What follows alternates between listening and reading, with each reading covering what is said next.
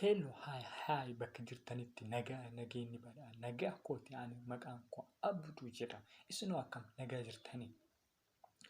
Kun chaanaalii yeroo jalqabaaf isiniif qopheessine chaanaalii keessan kan ta'e boruu koo ofirraa kan isin dhiyaatu jechuudha. Wanti haaraan isinii qabadhee dhiyaadhe tokko ni jira. Innis akkamitti akka paaswordiin keenyaa sooshaal miidiyaa fayyadamnu akka nu jalaa hin haatamne sirriitti gochuu dandeenya, qollofachuu jechuudha. Hidhachuu akkamitti akka dandeenyu isinitti agarsiisaa jechuudha haaluma salphaati. Na hordofaa hundi keessaniyyuu jechuudha. Akka viidiyoon kun dhumarra gahutti laala. Warroonni chaanaalii kanaaf haaraa taatan ammoo sabskiraayib gochuu, laayik warri jaalatan laayik gochuun na bira dhaabbadhaa isiniin jedha. Kallattimaan gara keewwannaatti isinitti agarsiisutti deemaa jechuudha. Kallattimaan ani amma kana keessaa fakkeenya waan siif fudhataa jiruuf as keessa seenuudhaan isinitti agarsiisaa jechuudha. Haaluma salphaa ta'een fakkeenyaaf amma namni tokko maqaa isaatiin yookiin lakkoofsa bilbila isaatiin yoo kan cufatu ta'e haaluma salphaatiin jalaa hatamuu waan danda'uuf fakkeenyi tokko isinitti agarsiisaa jechuudha. Namoonni baay'een haaluma salphaan akka jalaa hatamuuf wanni haakingiin jalaa ta'uuf jechuudha.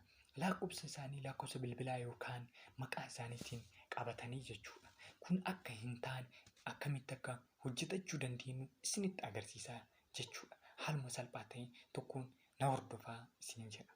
Kana fakkeenyaaf amma asii fuudhee isinitti agarsiisaa 2 jennee haa qabannu. Fakkeenya isiniin jedhan waan kana jechuudha. Kun amma 2 jedhee qabadhe. Fakkeenya maqaa keessaniin ta'uu danda'a. Lakkoofsa keessaniin ta'uu danda'a. Isin akkuma barbaadanitti qabattanii jechuudha. Isinitti agarsiisuuf bakka 2 jedhu kanatti fakkeenyaaf amma jedhaa miti bakkatti tanatti jechuudha. Aan ispeelingii Ingiliffaa yookiin afaan Oromoo keessaa tokkoffaa irratti waan argamtuu fi fakkeessan haquudhaan lakkoofsa tokko yoo goone fakkeenyaaf zeebinillee tokko yoo goone an fakkeenyaaf akkanatti namni baay'een itti fayyadamuu danda'a jechuudha. Haaluma salphaan. Fakkeenyaaf wanti ani isinitti mudammoo akkanatti godhadhaa lakkoofsa kanaa jechuu kiyyaa miti fi kiyyallee akkanaa miti jechuudha. Wanti hubachuu qabdan ani akkanatti hin jedhaan jiru. Garuu fakkeenya kana godhachuu dandeettanii jechuudha. Haaluma salphaa ta'een akkana hojjetachuu dandeettanii jechuudha. Kanaaf sirriitti yeroo ammaa of eeggachuu qabduu jechuudha. Fakkeenyaaf kan biraallee isinitti haa himu.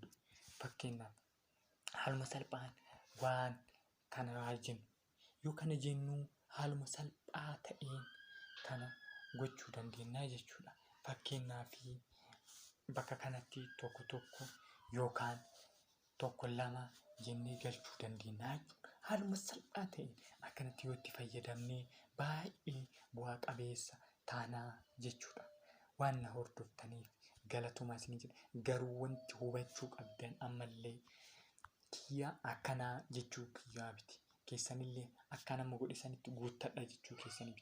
Garuu akka isinii ta'utti haala salphaa ta'een irraa laaltanii hubachuu ni dandeessu jechuudha.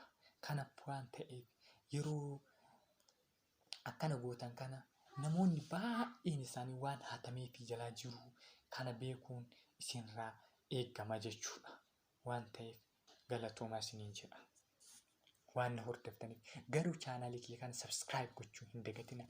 Wantoonni biraa kan hojjedhe akka isin bira gahuuf yoo barbaadanii jechuudha.